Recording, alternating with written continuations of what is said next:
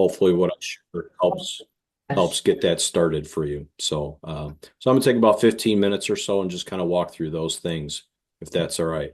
So just by way of introduction and for context, I'm one of our assistant superintendents in the district. Pam introduced me as the assistant superintendent over elementary schools. That actually was true about 8 years of my career until 2 years ago when I moved into a new role, which I'm currently in. However, I'll be moving back into that role, overseeing the elementary schools in, I guess it's about 27 days. So July 1st, I'm transitioning back to a role that I was in for several years, but these last couple years, I've been in kind of a hybrid role where I've been doing executive coaching for our administrators, but also have an operational side to my role, which has included overseeing the development of our carbon action plan and the implementation of that in the first year since we've had the plan in place. But I've been in Naperville 203 my entire career since the mid-90s.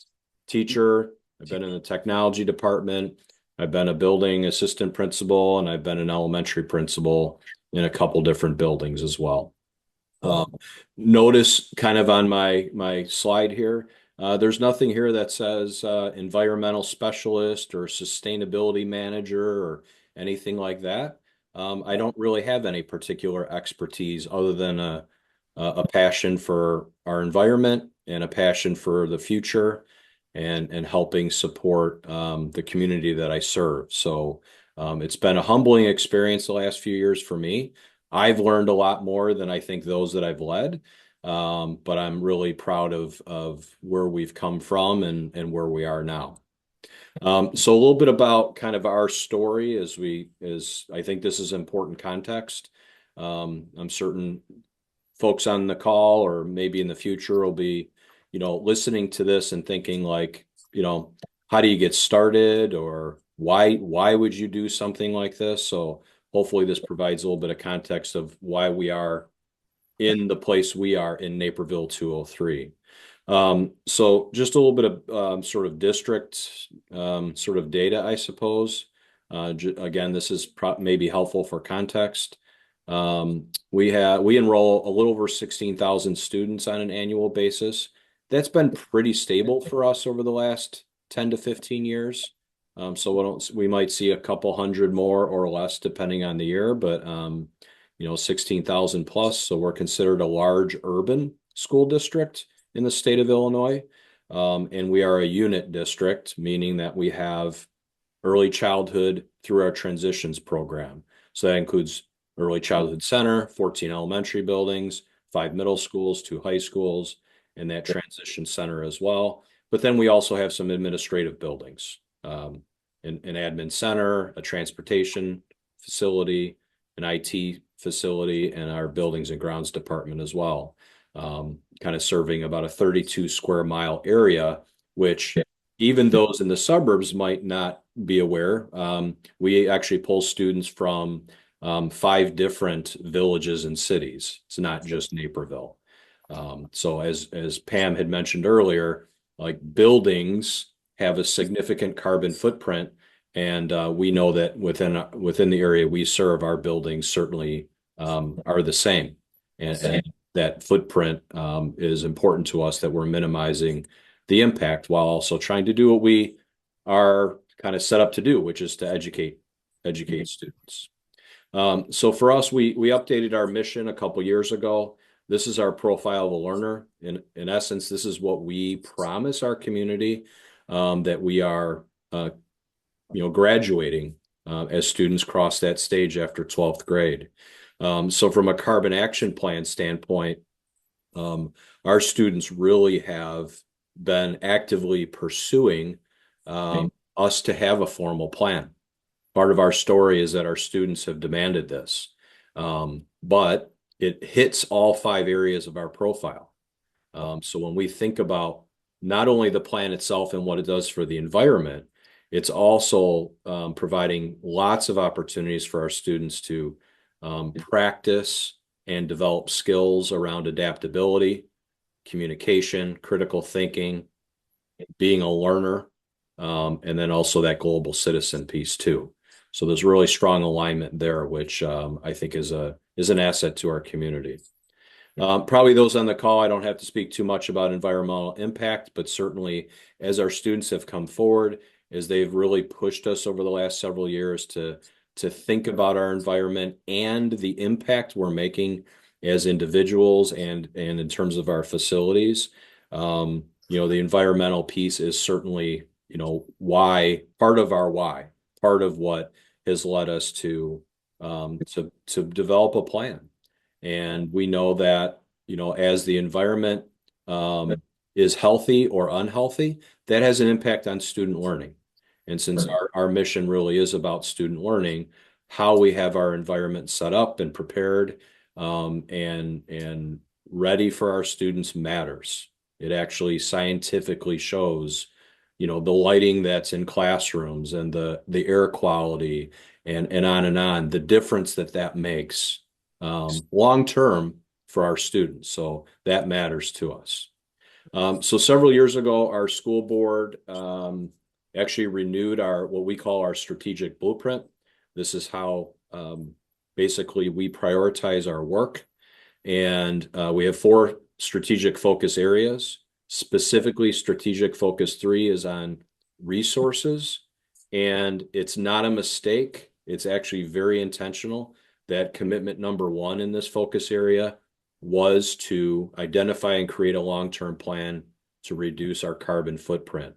Our Board of Education unanimously, 7-0, prioritized this. And so whatever we might think about this work as individuals or as groups within our community, our elected officials decided this was the number 1 priority within this strategic focus. So that's what gave us legs. That's what gave us kind of authority to prioritize this work.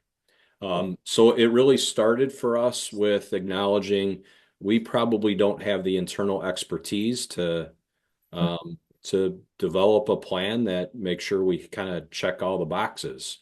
So we actually put out a request for quotes to basically across the area.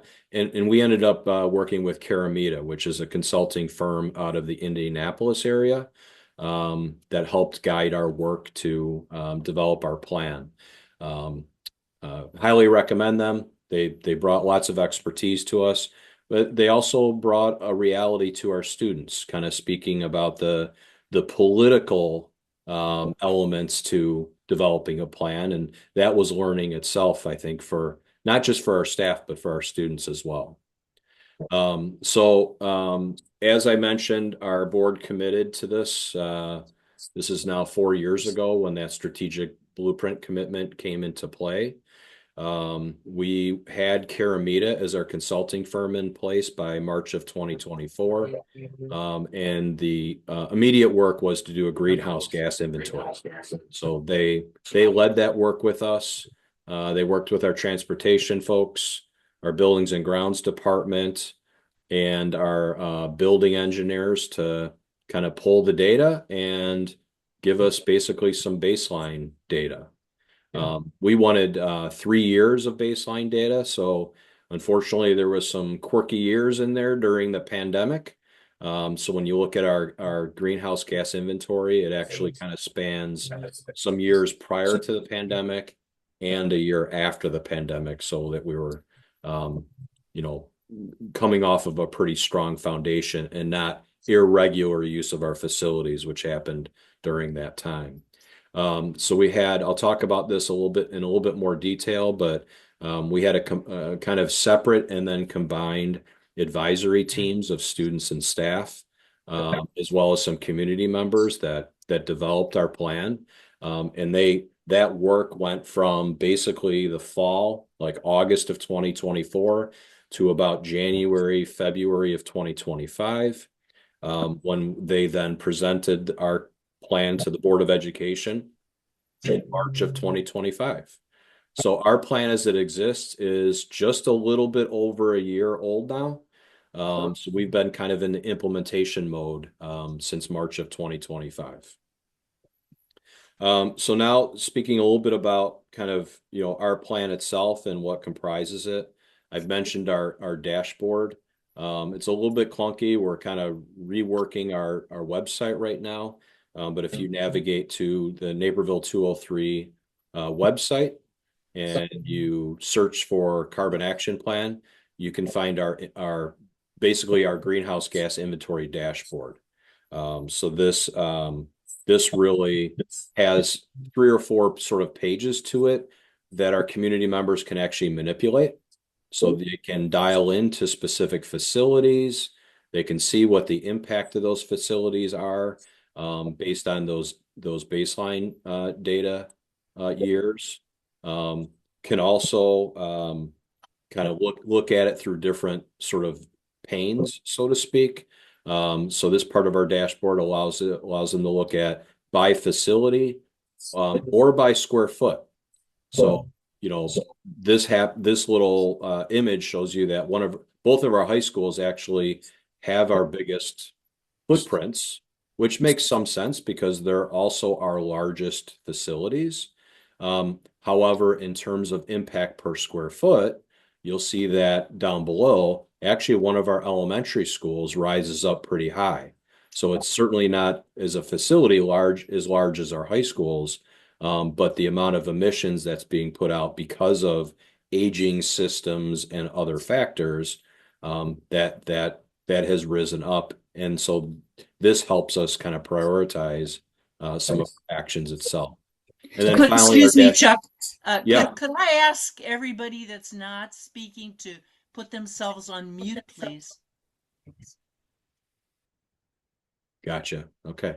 Um, and then kind of final piece of our dashboard, just to give you, again, just a kind of a static view into this.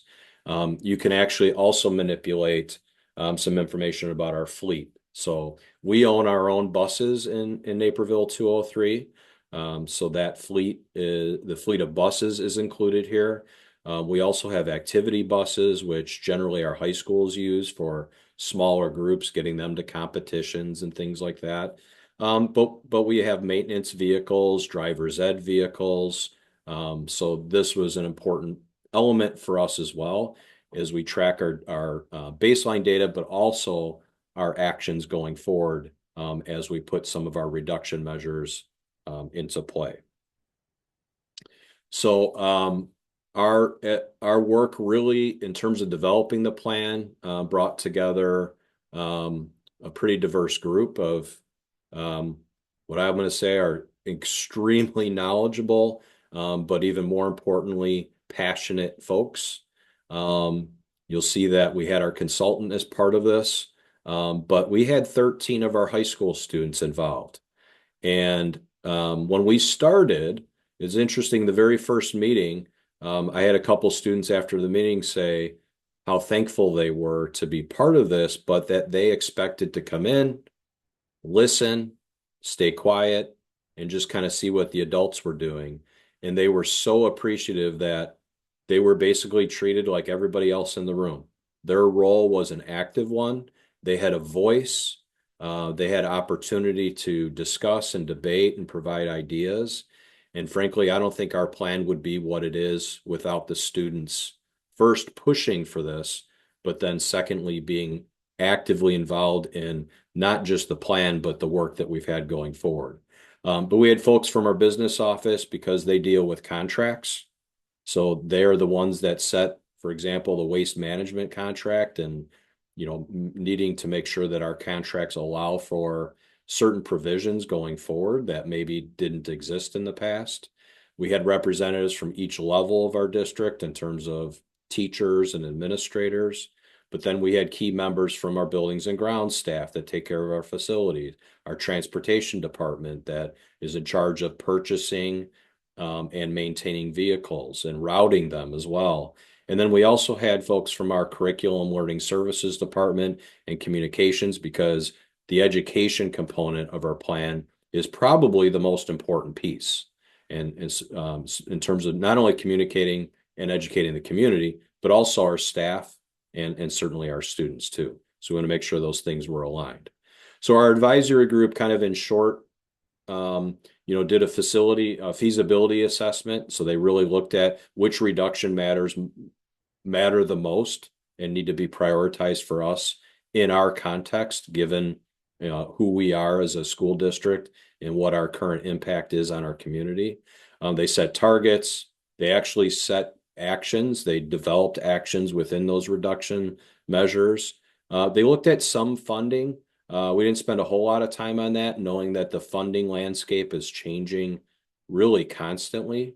So I'm excited about Adam's portion of this and what ComEd can bring to this as well. But our advisory group of students and staff and community members also put in, sort of measures for accountability so that our plan isn't just words on a piece of paper, but actually something that comes to fruition.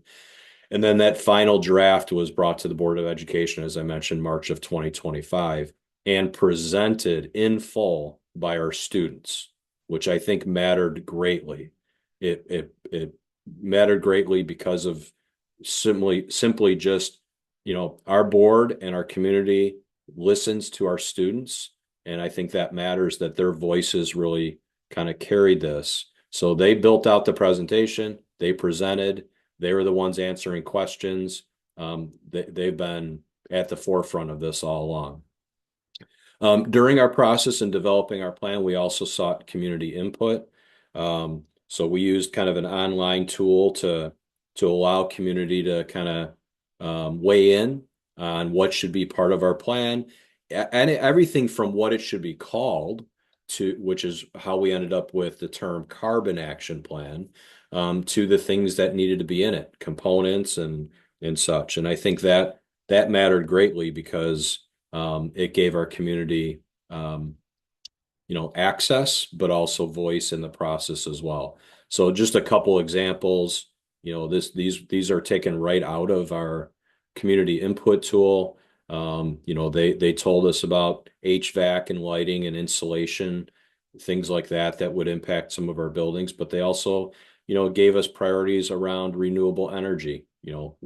At the time, we didn't have any solar installations. And so that became a priority because the community told us it should be. So as I mentioned, like that's really about the plan and kind of our backstory, but we're now kind of into the implementation and sort of action portion. So the next several slides has a QR code on it in case you're interested in jumping to our actual plan. I'm just going to highlight a couple things about our plan, but if you want to actually see it in full, the QR code you'll see here will take you there. So our plan is built out as a 25-year plan. I reference it. You'll hear me all the time if you're in our school district, referencing it as a roadmap. It's already outdated, frankly. Like every year things change, new technologies emerge, new strategies emerge. And so we have this 25-year roadmap. We know where we're going. We just know that we're going to take some on ramps and off ramps to get there. But where we're going is basically net zero in terms of our greenhouse gas emissions by 2050. And we've set kind of an intermediate 10-year mark of 35% reduction by the year 2035. So in our plan, again, QR code here if you want to access it and see it with more detail. But we have 9 total reduction measures organized into 3 categories. So our buildings and energy sector, transportation, and waste.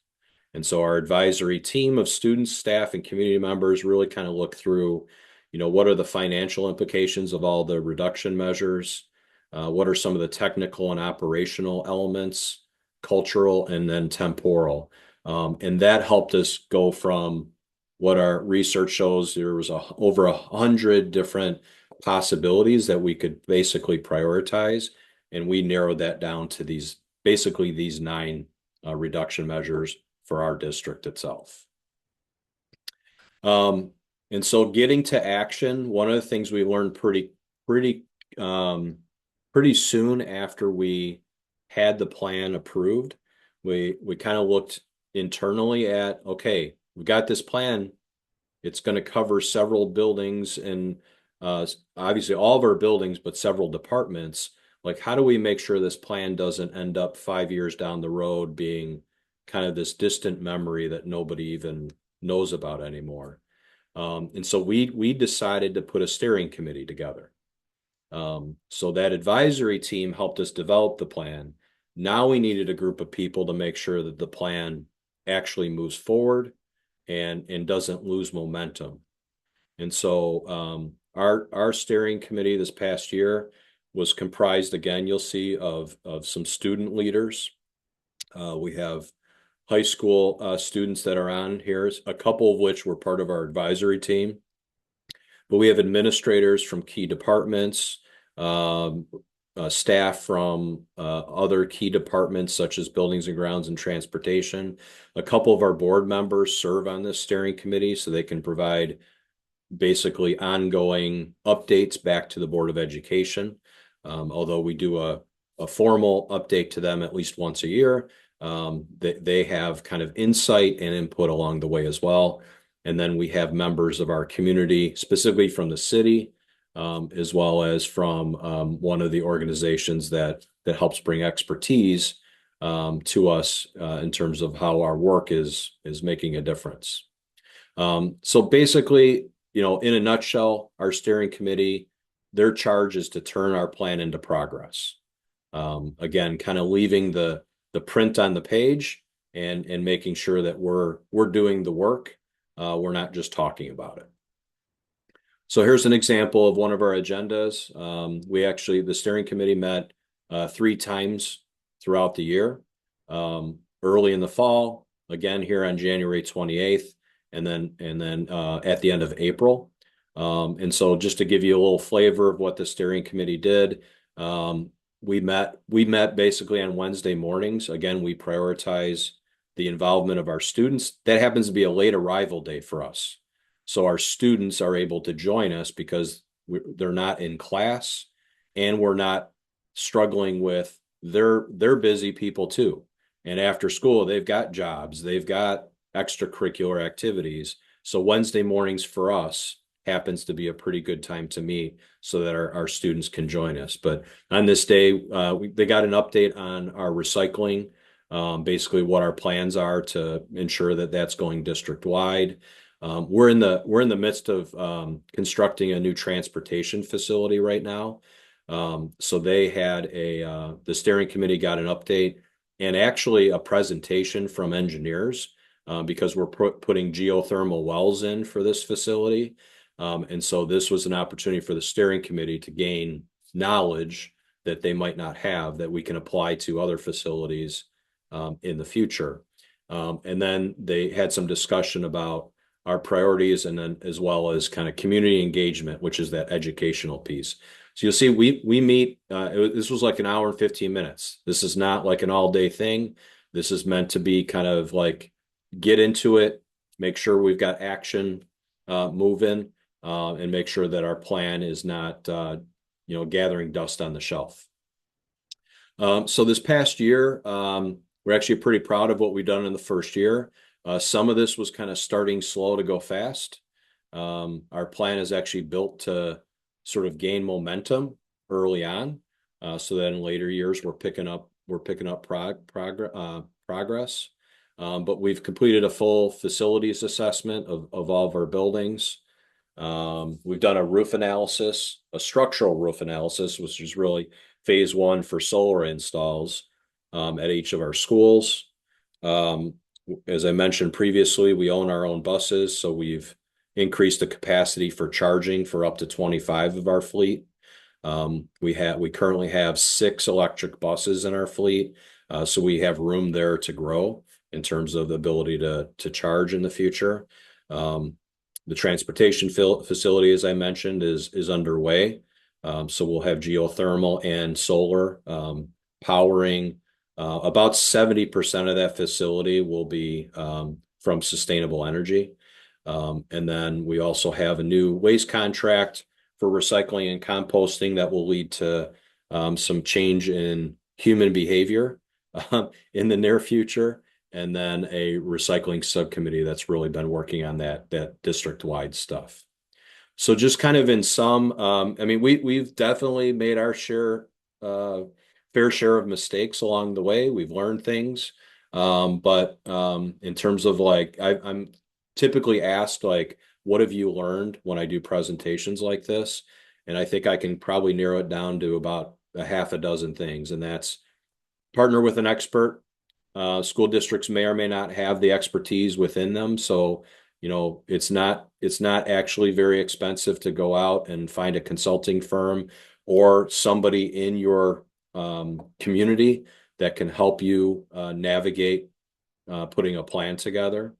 Um, Again, can't reinforce this enough, but make sure you're involving all the stakeholders and especially students. I am, if nothing else, I'll look back on this experience in my own career and always remember the impact our students have made. They've been so critical to the progress we've made, the plan itself, but also everything that's happened since then. The steering committee, I mean, we would not have accomplished what we've accomplished in the last year just by chance. That steering committee provides accountability for our plan. And I think it's a critical piece of why our plan doesn't just sit on the shelf. Starting small, we did some things early on. We kind of went big and it flopped because people weren't ready for it. So we had to backtrack a little bit and kind of chunk it into smaller pieces. So I think starting small is important.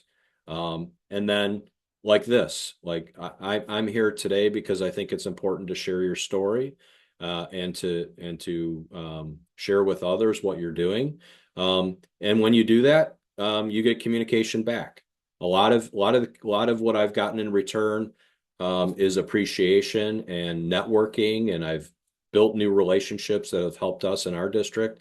But I've also received kind of some of the other side, some negative comments and such, kind of more through that political realm. And frankly, that helps too. I think we need everybody to have a voice in this. And whether you agree 100% with the work that we're doing or not, I think those perspectives matter. So I think communicating and being ready to receive communication, regardless of what it is important to expect as well. So I think I'll wrap up there, and I hope that helped with kind of our story of why we developed a plan and where our plan sits and what I would suggest school districts do if they're just getting started like we were a couple years ago. Chuck, thank you very much. I really appreciate this, and I have recorded it.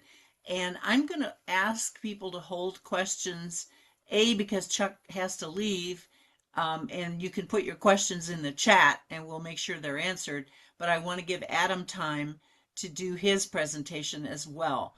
So I'm going to just thank you, Chuck, for making the time, and we'll be back in touch, of course. Okay. So Adam, are you able to share your screen then? Yes, let me I think so. Let's try. Um,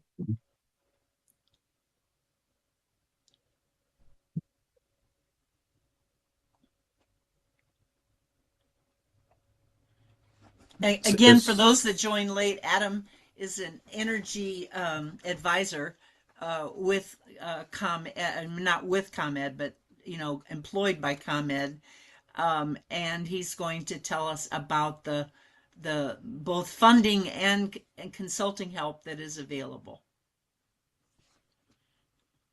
yes. Can everyone see my oops? Can everyone see my screen? Just making sure. Mm-hmm. Okay, good. So yes, I'm Adam Koch. Uh, I do outreach for ComEd. I don't sell anything from ComEd. I know a lot of people get approached by contractors and things. I'm not one of those people. I work with contractors. I work with school districts. I work with whoever to get the rebate dollars. Sometimes I'll call it an incentive. By the way, that just means rebate. And today we're going to talk about the public school carbon-free assessments. Chuck was talking about how you have like a plan. This is a free service that ComEd offers to give you that plan. So this is a newer program we launched and it's no cost to the schools, and it's something that we go in and we'll do basically an audit, and we'll put together a report for you and go over all the details of the report. I'll go into this is kind of how it was developed and all that. I'm not going to really read off the slides. I try not to, but I encourage you all to read the slides if you want. But yeah, we just completed over 1,000 assessments this year. We've discovered, a ton, over 50 million in annual savings, energy savings. This is all different kinds of savings too. It's not just one. We do solar, we look at lighting, we look at HVAC. I saw we have someone from Train on the call. That's great. We offer incentives for service calls also onto rooftop units. So if anyone's going out to do service calls, it's a very easy process. The techs can do it on their phone. I can walk people through that too. We served over 120 school districts, and we're looking to complete all the projects very shortly. So we come up with the PSCFA report. Again, it stands for Public School Carbon Free Assessment Report. We come into your facility. We look at everything that kind of uses energy. It's equivalent to like an ASHRAE level 1 assessment. It's not exactly the same, and it doesn't cover everything, but it's pretty close. So it's like an initial walkthrough just to kind of give you a roadmap and to try to come up with a plan for carbon reduction at your facility. And we can do that for any school that receives public funds. So not private schools, but there are assessments available for private schools. They're also available, for any size business, I should mention. Any kind of commercial business in ComEd's territory, we offer a free energy assessment. But again, we're talking about public schools today. That's where we're at. We talk about the health and well-being of the students as well. That's something that's kind of interesting that a lot of assessments don't touch on. So we'll get into like, are you using the right soap? Are you using what kind of wood chips are you using? Or chips in your playground that kind of like help kids, development and things, because a lot of those things have some noxious chemicals. We also outline, we give an outline of the project cost. We don't really get into like it's not like something, our report isn't something you can just like flip over to someone. I mean, you could flip it to an HVAC contractor or someone and talk about, hey, we want to, increase our, do this pump project, but we try to give like general guidelines of like what we think something will cost based on the history of doing these projects in the past, and also the incentive. And we also have other funding opportunities besides the ComEd rebates. We outline those.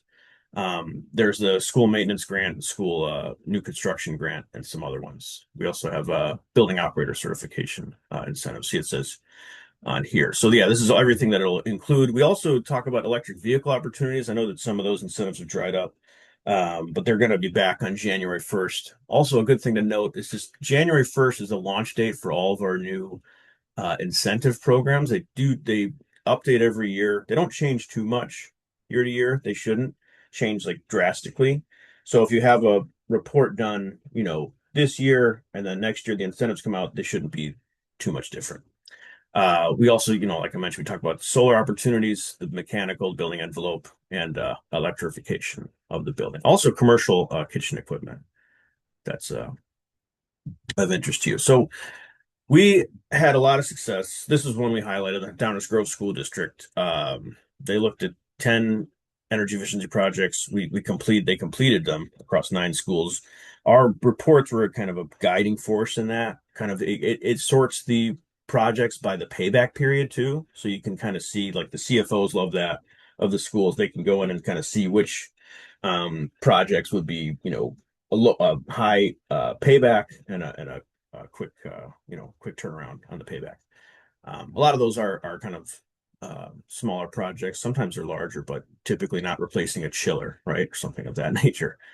But yeah, we do have a lot of success, a lot of different school districts. There's just an outline of one, and that's Kevin Bartow actually on there, who is supposed to be here, but sorry we missed him. The program next steps, yeah, if you wanted to do one, you can scan this QR code. You could reach out to Kelly, who's here, or you can reach out to me.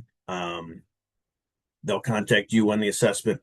When you say we can, basically it's like a scheduling an audit. So, if you don't have to be there, in person to meet our engineers. You could just have someone who can open all the doors, or even if, better to have someone on site typically at a school to walk with us. It doesn't have to be an energy expert. It could just be someone who can just open doors for us. And then we do the walkthrough. And once it's completed, we'll review the PSCFA report with you and answer any questions and handle filing with the state. So yeah, you don't have to do any of that. Sorry if this is kind of small for people, but yeah, every school does have a different journey to decarbonize. So a lot of people kind of have a facility master plan, right? They talk about like, we're going to do HVAC at X building by 2027. We're going to look at lighting for this building in 2028. So this kind of plan, our PSCFA report is hopefully helpful in that regard, and it can kind of fit into what you already have kind of scheduled. And that's kind of the goal of this. But there's a lot of different opportunities for savings, and we're happy to help with any of that. So yeah, the solar analysis is a big thing for schools. I was just recently told that schools only use they don't use any of their or typically they don't use too many of their RECs, the renewable energy credits that are available through the state. And that's something that we're hoping to help. Solar is a big part of that. It's also a way to control your fixed costs. So there's a ton of opportunities for incentives through our program. Basically, if it saves money and you can prove it, if it saves energy, I should say, and you can prove it, it we can incentivize it. So we have the custom program, we have a new construction program. I'm sure a lot of you are familiar with the lighting and HVAC programs. If not, we offer very high incentives for lighting and lighting controls. Stadium lighting is a big thing now, that can really reduce your operating costs. New construction also, if you have a new building that's going up, we offer incentives for new construction projects and technical assistance with that too. So if you go above and beyond basically the building code, you get incentives to do so. Also, I mentioned electric vehicles and clean energy transportation. Fleet electrification is a whole different group that handles that, but I can guide you with that if that's something you're interested in. Something new we've just launched is called the Business Energy Analyzer, the BEA tool. It's again free. This is another free service.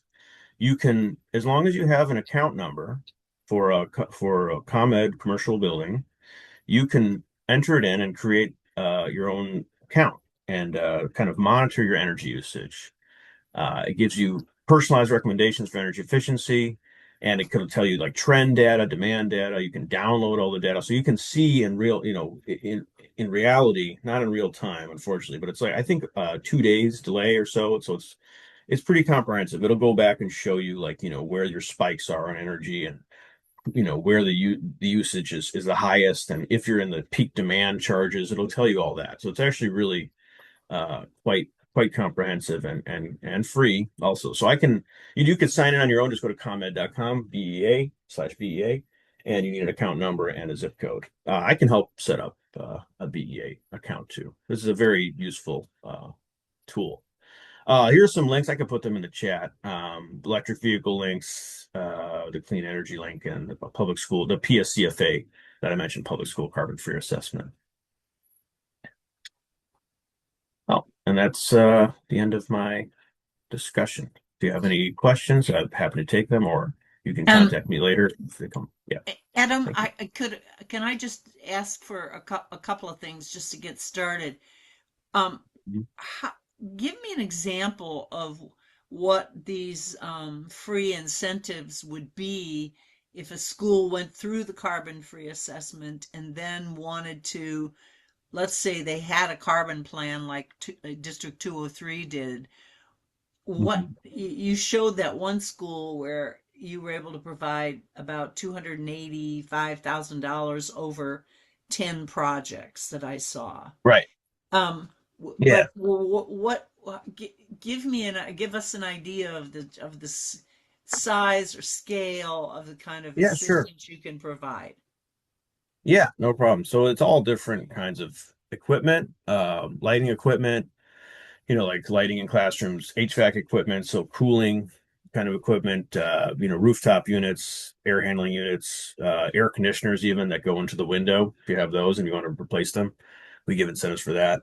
Um, Pumps, retrofits. So it's all different equipment. It's things that basically are used in the building and you know, as they kind of stop working or get less operational, you have to replace them. You use the newer equipment, and I help you kind of, help your team kind of figure out what is the most efficient equipment, which equipment qualifies for these incentives, and so forth. So your typical equipment you find in a building, right? And also, like I said, commercial kitchen equipment, even dryers. If you have like commercial dryers, sometimes for gym and things, they have clothes dryers. So yeah, it's all kind of different kinds of equipment. Even like I said, electric vehicles too. We offer EV chargers, incentives for that too. But typically, what we see the most incentives for are lighting and HVAC equipment. So like chillers and controls and things of that nature, occupancy sensors, things like that. Would you say, like, if a school had a plan, what do you think your funding incentives that you give them, how are they? Would they be like 10% of the cost? Would they be like, half the cost, all the cost? Well, that's Just that's tough to say because all the labor is such a uh, labor costs can be high, they can be low, depending on it depends on the scope, really. It's not really like a one size fits all. I mean, projects can be covered up to 90% of the cost. So if the labor is if you're doing your own labor for your in your school, like if your team maintenance team is installing something and you already have the equipment purchased and it qualifies for the incentive, it can cover 90% of the cost, up to 90%. So I mean, okay. there's it's tough to say really like what the percentage is per project just because there's a lot of variables there. But yeah, we can cover up to 90%. Okay. Okay. I didn't mean to dominate the questions, but No, no, that's okay. yeah, does anybody else have anything they'd like to ask Adam about how ComEd could provide assistance? I have one question, Adam. Could you expand a little bit more on, you mentioned EV incentives for next year. Can you expand a little bit, like what should we be expecting?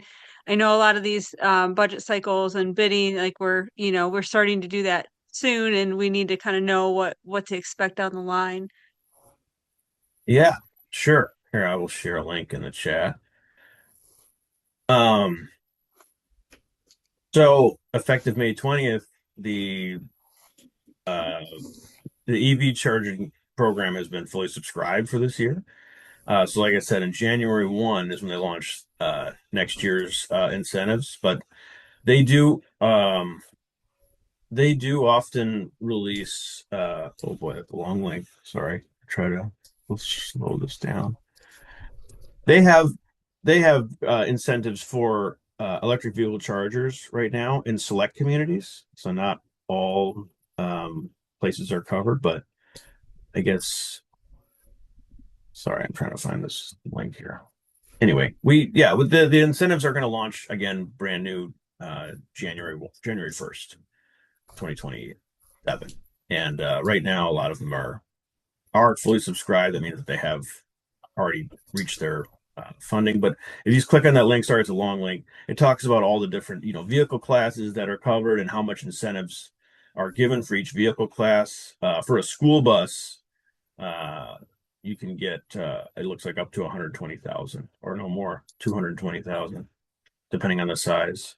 So I mean, there's pretty significant incentives. And I know that we worked with like all the major fleet providers too, Signal, some of those other ones. Again, there's another. I cover kind of more like the lighting, HVAC, building incentives. There's a whole other team I can connect you with if you're interested in the fleet electrification services. I will put his contact in the chat. Thank you. Yeah, are there any other questions for Adam from anyone? Okay, what Adam, what I'm hoping is that what's in the chat, the links that are in the chat, will, since we're going to circulate this, will be enough for people to know how to proceed? I mean, what would you suggest would be the first step for them to contact you directly? Yeah, if you have a plan, if you don't have a plan, I mean, if you've done it, a lot of these, a lot of school districts already done, and at PSCFA, if you wanted to, if you're a public school and you have no idea where to start, or you just want a PSCFA, you can reach out to me and I'll help you schedule it. That's the best way to start, is to just kind of get an audit completed. Again, it's free. We have time over the summer. We have July and August open right now. So I know that, kids are out of school typically then. So if you have your buildings open, we can come out and take a look and, you know, uh, put together a plan for you and then kind of execute based on, your needs. Obviously, like if you have, other, where the priorities are. So whatever looks like would be the most efficient or the most cost effective for you to approach. That's typically how schools approach it. Like, where's the biggest payback, best payback? That's the best way to start. And here, I'll put the link to the PSCFA here. Okay. Adam, does this money that ComEd's giving out come from the state as a uh, part of the Climate and Equitable Jobs Act? Is that how the money got created that you're giving out? For the incentives Yeah, I I, for the I know that that somehow there was energy efficiency initiative that came out of that law, and didn't know what whether that was state funds or ComEd is providing yeah, the funds or how it works. I believe it's federal. I'm not 100% sure, but it is the Federal Future and Equitable Jobs Act that funded a lot of these incentives. Not exactly. I'm pretty sure it's federal because it has to do with the utilities. Um, it's not something that can be changed. It's a law. They have to give away a certain percentage of their profits, these utilities, towards energy efficiency programs. If they're over Oh, a certain size. Not every, and I actually, you know what? It might be a state. It might be state. I'm not sure. I'm sorry. I'm not as familiar with the policy portion. Uh, but it is something to do with, if you're over a certain size in revenue, you have to give away a certain percentage of your profit towards energy efficiency programs. okay. That's what And it is. that's where how this got created. Correct. Yeah, it's been around. Okay. I've been doing it 15 years. So it actually, I remember I was one of the first people to start going after these incentives. I came from the lighting industry and I was doing a lot of lighting projects for lack of word, slaughterhouses for turkeys, and they're very high in the ceiling, and they're very specialty lighting fixtures that get very hot, and you have to wash them a certain way. So it was in their best interest to use LEDs back then. They didn't have to change them. These companies, so the cost of them were very high, and that's where the incentives for LEDs kind of came from. And So. there is there another program for schools that are private, and is there one for colleges? And in other words, are there other buildings that could benefit from the same energy efficiency Yes. grant? There's also, yeah, I'm glad you mentioned that because there's the green ribbon. You've seen that one. Sorry, I lost my. Let's see where the chat is here. I was going to put the link in the chat for the green ribbon schools. Yeah, any school is eligible to apply. All schools in Illinois are eligible, pre-K through 12, higher education. Um, and they will. What's nice about that one is, if say like the rebate covers up to 90%. So say there's like 30% left or whatever, 30,000 left, say, for example. This green ribbon school program can cover that in addition to that, if they're, if you're eligible. Last ones who won were Lake Zurich and Clarendon Hills. Sorry. Okay. Okay, that's very helpful. Okay.